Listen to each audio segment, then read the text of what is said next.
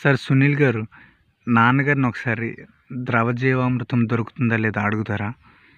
ఎందుకంటే మా ఊర్లో మేమే జీవామృతం తయారు చేసుకోవడానికి ప్రయత్నం చేస్తున్నాం, కానీ ఒకటే ఆవు ఉండడం వల్ల మాకు సరిగా పట్టుకోవడం చేత కావడం లేదు.